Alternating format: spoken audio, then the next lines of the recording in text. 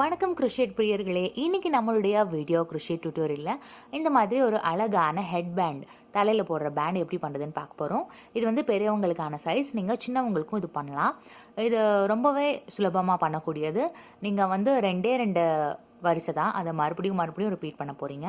இது வந்து எவ்வளோ லென்த்துக்கு வேணுமோ அது பொறுத்து. இப்போ பெரியவங்களுக்குனா 20 இன்ச்சு, குழந்தைங்களுக்கு அப்படின்னா 8லேருந்து 10 இன்ச்சு, அந்த மாதிரி அவங்களுடைய தலையோடைய சுற்றளவு பொறுத்து இதை வந்து நம்ம மாற்ற போகிறோம். அதுக்கப்புறம் இது ரெண்டுமே ஜாயின் பண்ணுறதுமே ஈஸி தான். இது வந்து ரொம்ப அழகாகவே ஈஸியாகவே ஜாயின் பண்ணுற ஒரு மெத்தடு.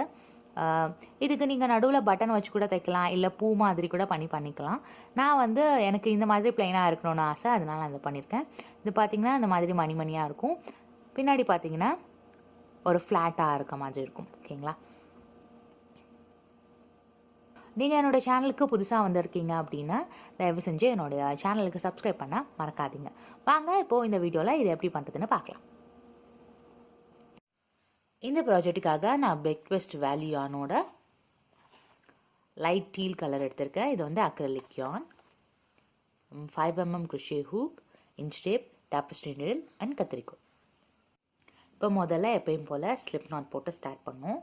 இந்த மாதிரி நாட் போட்டு நூலை எப்படி இழுத்தா ஸ்லிப் நாட் ஃபார்ம் ஆகிடும். இல்லை நீங்கள் வேறு ஏதாவது மெத்தட் வச்சுருந்தீங்கன்னா அந்த மெத்தட் படியும் ஸ்லிப் நாட் போடும்.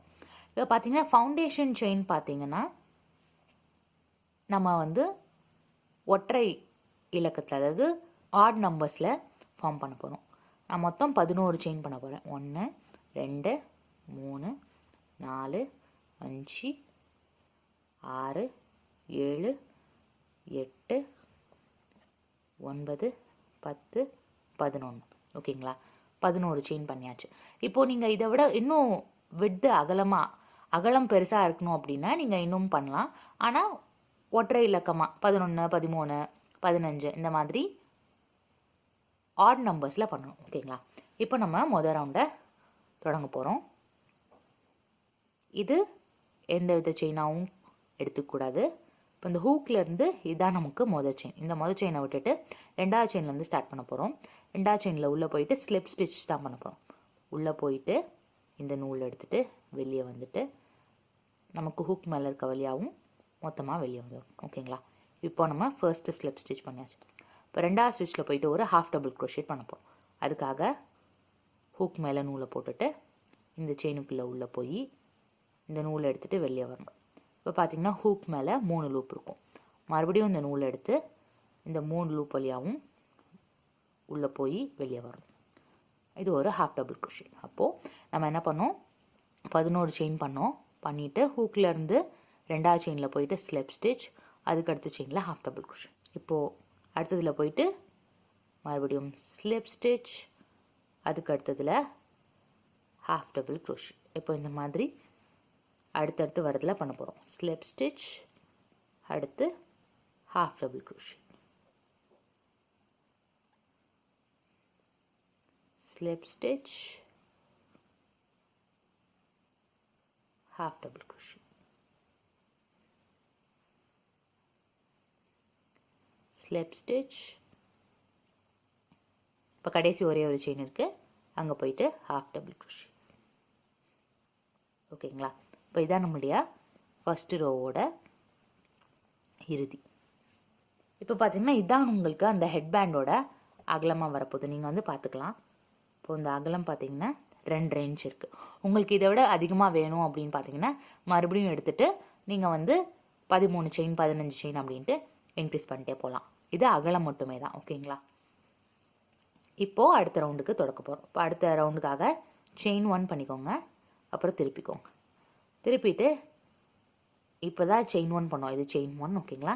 இப்போ இங்கே ஒர்க் பண்ணாமல் நம்ம கடைசி ஹாஃப் டபுள் crochet பண்ணோம் இல்லையா, அங்கே போயிட்டு சிங்கிள் crochet. இப்போது இந்த ரெண்டாவது ரோ முழுக்க நம்ம சிங்கிள் crochet தான் பண்ண போகிறோம். ஒவ்வொருத்துலேயும் போயிட்டு இந்த வீ நல்லா தெரியும் இல்லையா, பிடிச்சிட்டு சிங்கிள் crochet.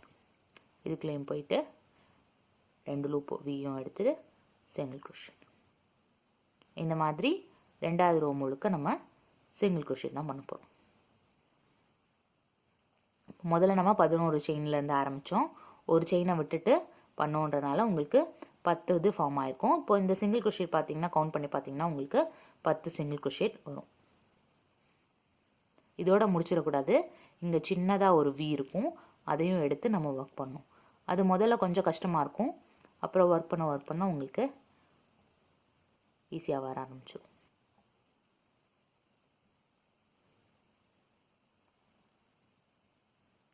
இப்போது ரெண்டாவது ரவுண்டை கம்ப்ளீட் பண்ணிட்டோம். இப்போ மறுபடியும் செயின் 1 பண்ணிவிட்டு மொதல் ரவுண்ட் பண்ணோம் இல்லையா, அந்த மாதிரி, அதாவது ஸ்லிப் ஸ்டிச், அடுத்ததில் half double crochet, slip stitch, half double crochet. ஓகேங்களா? இப்படியே பண்ணிட்டே வாங்க. நான் உங்களை இந்த ரோவோட இறுதியில் மறுபடியும் சந்திக்கிறேன். இப்போ பார்த்தீங்கன்னா நான் மூணாவது ரவுண்டை போட்டு முடிச்சிட்டேன். அதாவது slip stitch, half double crochet, slip stitch, half double க்ரோஷேன்னு கடைசி வரைக்கும் முடிச்சிட்டேன்.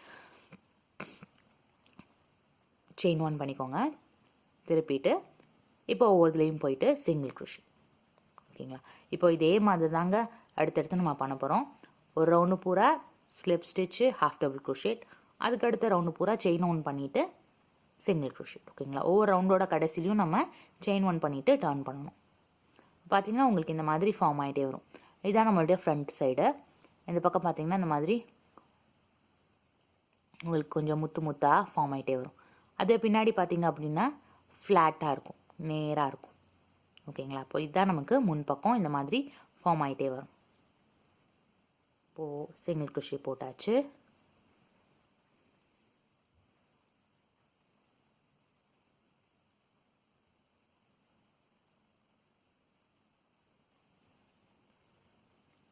போட்டுட்டு செயின் 1 பண்ணிவிட்டு slip stitch, half double crochet, slip stitch, அடுத்ததில் half double crochet, slip stitch, half double crochet. இதே மாதிரி தான் பண்ணிகிட்டே இருக்க போகிறோம். எவ்வளோ லென்த்துக்கு அப்படின்னா, இது வந்து பெரியவங்க சைஸுக்கு வேணும் அப்படின்னா உங்களுடைய தலையோட சுற்றளவை வந்து நீங்கள் மெஷர் பண்ணிக்கோங்க. பொதுவாக பார்த்திங்கன்னா நம்ம பெரியவங்களுக்கு 20லேருந்து 22 இன்ச் வரைக்கும் இருக்கும். நம்ம 20 இல்லைன்னா 21 வச்சுக்கிட்டோன்னா கூட 1 இன்ச்சுக்கு நல்லா இழுவையாக இருக்கும். ஓகேங்களா? அந்த மாதிரி பண்ணிக்கலாம்.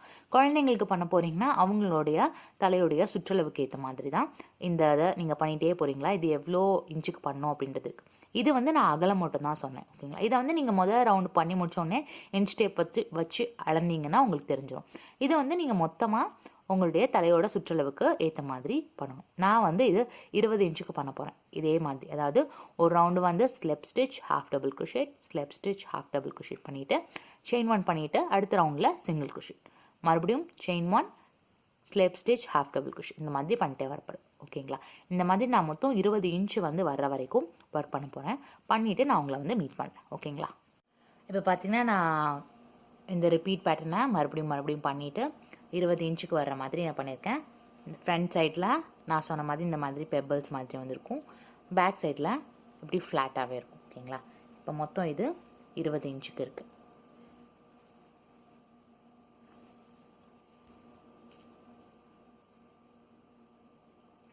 சரிங்களா? இப்போ நம்ம இது ரெண்டையும் சேர்க்க போகிறோம். ஓகேங்களா? இப்போ நீங்கள் கடைசி எந்த ரோவில் இருந்தாலும் சரி, அதாவது இந்த slip stitch, half double crochet ரோவில் இருந்தாலும் சரி, இல்லை சிங்கிள் க்ரோஷேல இருந்தாலும் சரி, எதுவானாலும் இருக்கலாம். நீங்கள் கடைசியாக ஒரே ஒரு செயின் பண்ணிவிட்டு கொஞ்சம் நல்ல லென்த்தை நூலை விட்டுக்கோங்க. ஏன்னா நம்ம ஜாயின் பண்ண போகிறது ஊசி வச்சு தான் இதை ரெண்டையும் ஜாயின் பண்ணுவோம். அதனால் நல்லா இந்த அளவு ஒரு லென்த்துக்கு இருக்க மாதிரி நூலை கட் பண்ணிக்கோங்க. ஓகேங்களா? நம்ம கட் பண்ணிவிட்டு இந்த ஊசியில் நூலை நினச்சி எப்படி ஜாயின் பண்ணுறதுன்னு பார்க்கலாம். இப்போ நான் நூலை கட் பண்ணிட்டேன். அதுக்கப்புறம் இப்படி நல்லா இழுத்தீங்கன்னா இங்கே ஒரு நாட் விழுந்துடும். ஓகேங்களா? ஊசியில் நூலை நான் ஒரு பக்கம் கோர்த்துட்டேன். இந்த மாதிரி இந்த மணியாக இருக்கும் இல்லையா, அதுவும் உங்களை பார்க்குற மாதிரி வச்சுக்கோங்க. இப்போ இதை மடிக்க போகிறோம். இந்த பக்கம் இடது பக்கம், வலது பக்கம், இந்த மாதிரி நம்ம பாதியாக போட்டு மடிச்சிடும். மடித்ததுக்கப்புறம் இதை மறுபடியும் இன்னொரு மடிப்பு அனுப்பிக்க போகிறோம். இந்த மாதிரி பாதியாக இதையும் இந்த மாதிரி மடிக்க போகிறோம். இப்போது இதை உங்களுக்கு பக்கத்தில் கொண்டு வந்துக்கோங்க. கொண்டு வந்துட்டு இது உங்களுடைய வலது பக்கம், இது உங்களுடைய இடது பக்கம். இப்போ என்ன பண்ண போகிறோன்னா வலது பக்கம் இடது பக்கத்தை பிடிக்கிற மாதிரி. பார்த்திங்கன்னா வலது பக்கம் தான் முதல்ல இருக்குது. அதுக்கப்புறம் இந்த இடது பக்கத்தை சொருகிறோம். அதுக்கப்புறம் மறுபடியும் வலது பக்கம், அதுக்கப்புறம் இடது பக்கம். இந்த மாதிரி இந்த நாலும் ஒரே கோட்டில் சேர்ந்து இருக்க மாதிரி. ஏன்னா அதுக்கப்புறம் நம்ம தைக்கிறதுக்கு வசதியாக ஏதுவாக இருக்கணும் அப்படின்றதுக்காக. இப்போ நம்ம மடித்தது வந்து உள்ளே இருக்குது, அதனால் இதை இப்படி கொஞ்சம் இழுத்து எடுத்துக்கோங்க. எடுத்துகிட்டு இப்போது இந்த 4ஐயும் சேர்த்து நம்ம தைக்கப்போம். தைக்கிறது உங்களுக்கு ஏற்ற மாதிரி நீங்கள் எந்த மாதிரியான தைச்சிக்கலாம். நான் என்ன பண்ண போகிறேன்னா, இது பார்த்திங்கன்னா இப்போது இங்கே இருக்குது, அதனால் இதுக்கு கூடி இப்படி ஒரு தடவை எடுத்துகிட்டு போகிறேன். எடுத்துகிட்டு இப்போ மறுபடியும் அங்கே முதல்ல இருந்து ஆரம்பித்து இங்கே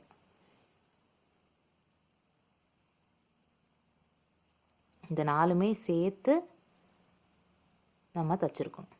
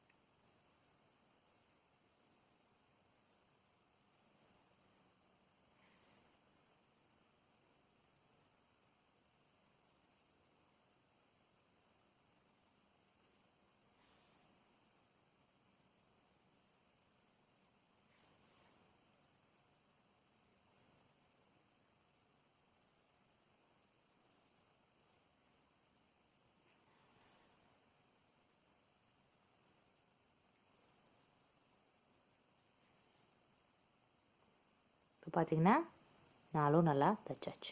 இப்போது முடிச்சு போட போகிறோம். அதுக்காக ஏதாவது ஒரு இதுக்குள்ளே போயிட்டு இந்த நூலை கொண்டு வந்து முடிச்சு போட்டுக்கோங்க. நல்லா எடுத்து ஓகேங்களா. இப்போ நான் அதை மறைச்சிட்டு நான் உங்களுக்கு வந்து காமிக்கிறேன். இப்போ வந்து நான் தைச்சிட்டு நூல்லாம் மறைச்சிட்டேன். இப்போது இது பார்த்திங்கன்னா நம்மளுடைய ஃப்ளாட் சைட் பின் பக்கம். இப்போ வந்து இதை நம்ம முன் பக்கத்துக்கு திருப்ப போகிறோம். திருப்பிட்டோம் அப்படின்னா திருப்பினதுக்கப்புறம் இந்த மாதிரி உங்களுக்கு ரெண்டுமே ஜாயின் பண்ண ஒரு ஷேப் இருக்கும். பார்த்திங்கன்னா நம்மளுடைய ஹெட்பேண்டோட வடிவம் இப்படி தான்.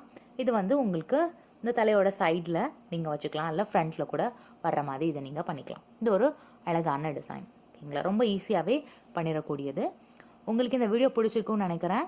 நீங்கள் இந்த மாதிரி ஒரு ஹெட்பேண்டை வந்து பெரியவங்களுக்கோ குழந்தைங்களுக்கோ செஞ்சு பார்த்தீங்கன்னா மறக்காமல் என்னோடய ஃபேஸ்புக் பேஜ் மாருதி க்ரோஷேட்டில் ஷேர் பண்ணிக்கோங்க.